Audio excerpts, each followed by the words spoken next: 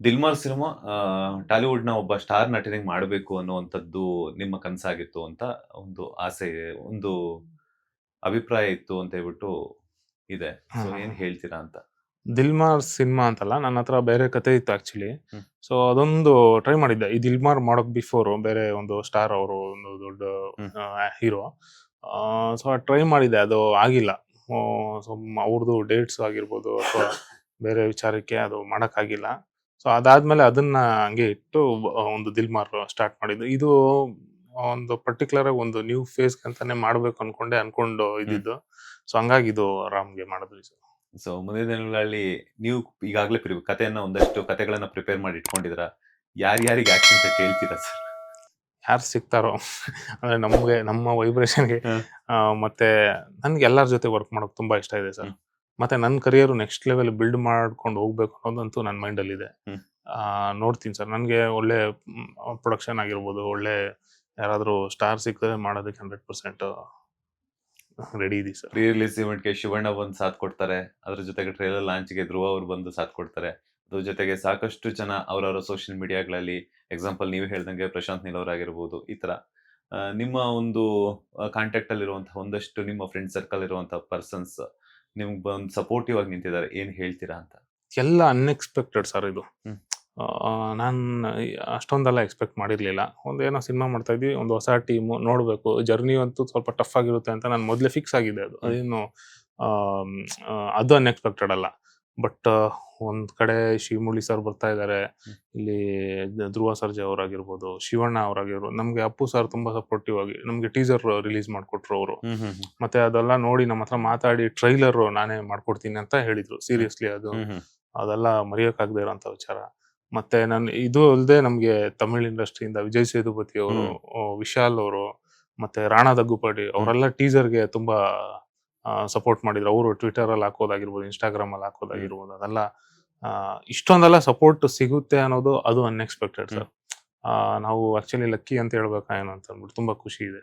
Next ಪರಭಾಷೆಗಳಲ್ಲಿ ಏನಾದ್ರು action cut ಹೇಳೋದಕ್ಕೆ ಅವಕಾಶ ಸಿಕ್ಕರೆ ಹೋಗ್ತೀರಾ? ಖಂಡಿತ ಹೋಗ್ತೀನಿ ಸರ್.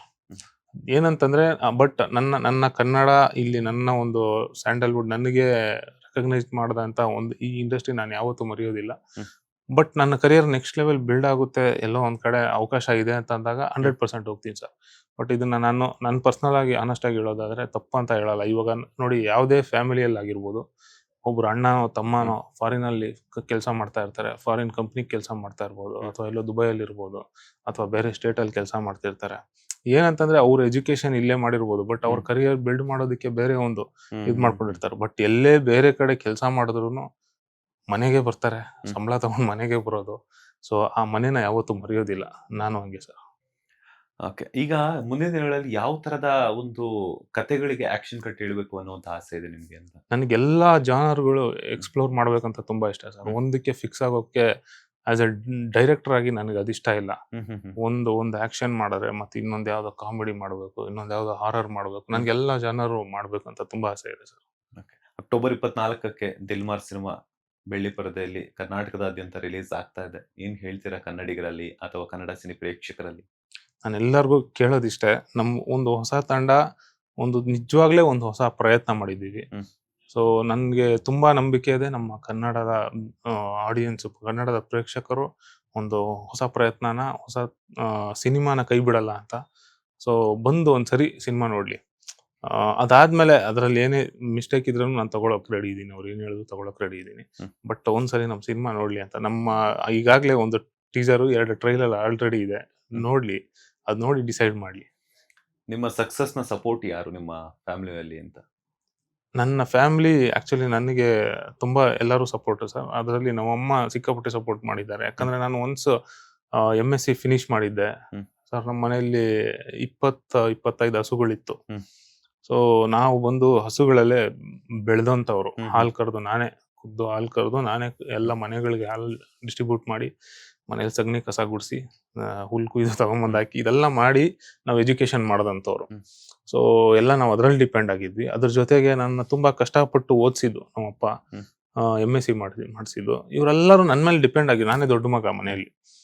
ಇದೆಲ್ಲ ಇದ್ದು ಫುಲ್ ಎಜುಕೇಶನ್ ಮುಗಿಸಿ ಈ ಕಡೆ ಆ ಟೈಮಲ್ಲಿ ಅವಾಗ MSc ಮುಗಿಸಿ ಒಂದು ಯಾವುದೋ ಇಂಜಿನಿಯರಿಂಗ್ ಕಾಲೇಜಲ್ಲಿ ಒಂದು ಗೆಸ್ಟ್ ಫ್ಯಾಕಲ್ಟಿ ಆಗಿ ಲೆಕ್ಚರರ್ ಆಗಿ ಮಾಡ್ತಿದ್ದೆ ಅವಾಗ.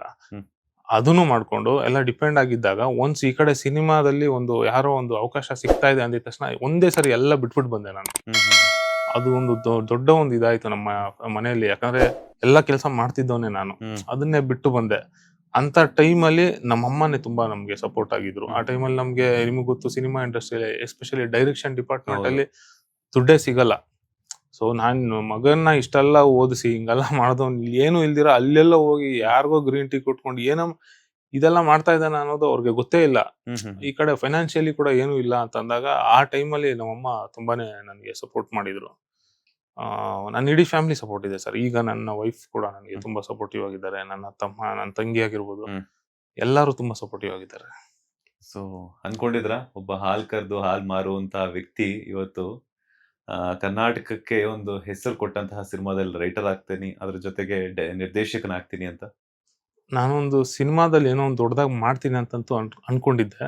ಬಟ್ ಹಿಂಗೆ ಆಗುತ್ತೆ ಅಂತ ನಾನು ಯಾವತ್ತೂ ಎಕ್ಸ್ಪೆಕ್ಟ್ ಮಾಡಿರ್ಲಿಲ್ಲ. ನಾನು ಅದೇ ಹೇಳಿದ್ನಲ್ಲ, ನಾನು ಅನ್ಕೊಂಡಿದ್ದು ನಡೆದಿದೆ, ಅನ್ಕೊಳ್ದೆ ಇರೋಂಥದ್ದು ಇನ್ನ ನಡೆದಿದೆ.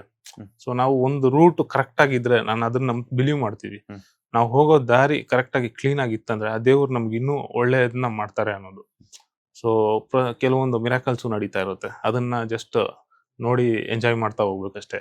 ಲೇಟೆಸ್ಟ್ ಹಾಗೂ ಇಂಟ್ರೆಸ್ಟಿಂಗ್ ಸುದ್ದಿಗಳಿಗಾಗಿ ಬಾಸ್ ಟಿವಿ ಕನ್ನಡ ಚಾನೆಲ್ನ ಸಬ್ಸ್ಕ್ರೈಬ್ ಮಾಡಿ, ಹಾಗೆಯೇ ಬೆಲ್ ಐಕಾನ್ ಪ್ರೆಸ್ ಮಾಡಿ.